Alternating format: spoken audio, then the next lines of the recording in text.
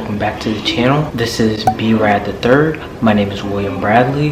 Today I basically figured out how to use my computer more effectively. I'm gonna share with you some new content ideas that I am testing right now. Right here I have my laptop, my headphones. Here is the podcast that I'm gonna play and showing you what else I'm gonna do. First, I am going to pause it for a second. So give me 1 second here. I'm just filling out some things with the survey. Let's play the podcast. Today's guest is banned from every casino in Vegas. I got banned from 95% of them. So I usually just guess on these surveys and then see what I can do to get the most amount of income. So I'm trying to multitask. I've never tried this before. I think it'll be good. The casinos in the world. A lot of casinos that I'm on the blacklist for, I've yet to go to. A problem child, he was selling drugs at 11 years old, spending time in and out of jail during his teen years, and by 20, he found himself homeless and an addict. When you turn on the TV, all you see is, don't do drugs. Gambling, if you turn on the TV, you see the opposite. You see the bright lights, the jackpots, the potential to win. They go, come to our casino and explore your addiction. But against all odds, he turned So regularly, I'm going to be pausing it and playing it just so you're aware. it around to become a legend in the gambling world, winning over $30 million through Baccarat and guiding countless. Also, I do not own this podcast, but I'm just using this as a reference, so please do not demonetize this YouTube, and I'm just trying to create unique content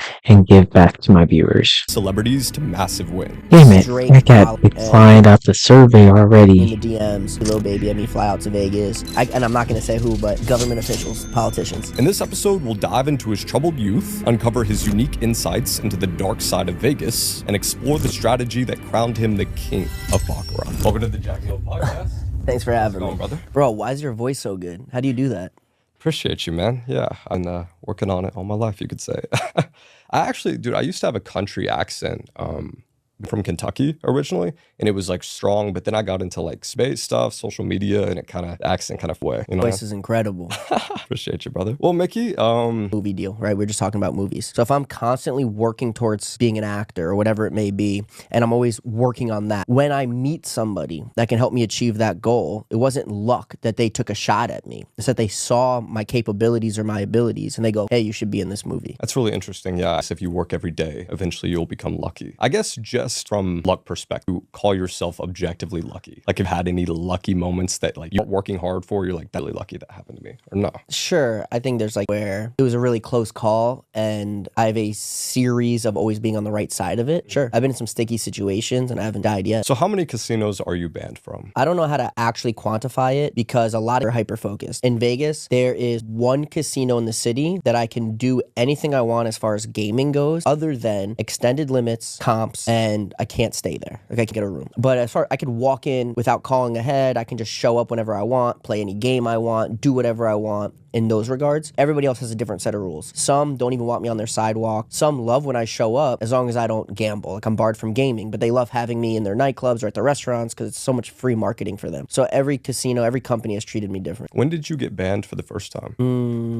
In 2019 or maybe early 2020, I got banned for the first time, and I think it was from Park MGM. What'd you get banned for? I caught them cheating. Yeah, I was with a group of poker players where they're playing Baccarat, and I placed a bet, and remember that all their Baccarat room was different, and it's displaying the cards that had just came out, and it said that I lost to a natural 9 7 deuce. I looked on the table and I lost to a natural 9 5 4. So I said, everybody stop. And I said, What was the next time you got banned? Do you know the next reason? I don't really remember the next one. Has it ever been for way too much consistent? Yeah, for sure. It all stems from that. This is really taking longer than what I thought, and I'm not getting any. Really, as a winning gambler, their idea is they want people to win. It's really good for business. It's a loss leader for somebody to come in and win, because then you're always going to remember the time you won. You're going to believe that you could win again. But in the long run, everyone always loses. So they want winners. The problem is when you keep winning. And then when I started, figuratively speaking, showing them my cards that I knew they were cheating, then they knew that I had found the way to reverse their edge. Have you ever placed any bets on things like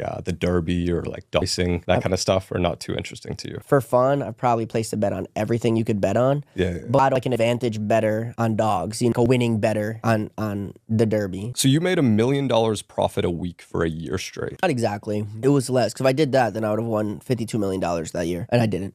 It was less. It averaged out to be $1 million a week net profit for some extended period of time. Like several months. Yeah. Yeah, but it was more like this. It was like I would show up 1 week, win $5 million, not come back for 5 weeks. Show up 5 weeks later, win $3 million, not come back for 3 weeks. Win $10 million, not come back for 2 months. You know, so it was like that. But like for fun one time, just like doing my math, I was, oh, it looks like I won $1 million a week for whatever time it was that I had done the math. Do you know anyone else with your type of track record? There's a couple guys that won real big, but everyone else is differently. Like Phil Ivey won and then he had to give it back through lawsuits, right? He was card sorting.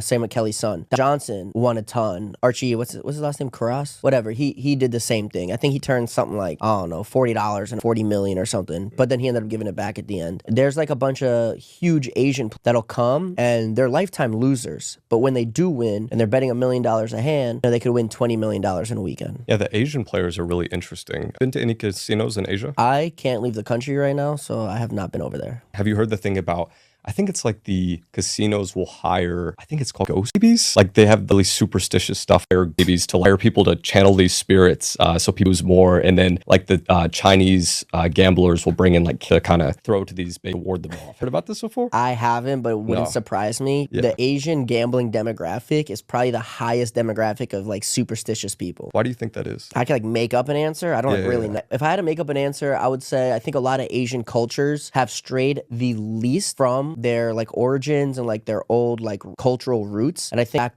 back in that beings couldn't explain a lot of things happening with logic and rationale because they didn't have the technologies or understanding. So a lot of them believed in gods and spirits and things like that. So probably the belief from some kind of baby ghosts or whatever stems from actually a misunderstanding or a misrepresentation of what it was in reality and culturally still exists for them. Are you a pretty superstitious person? No. No?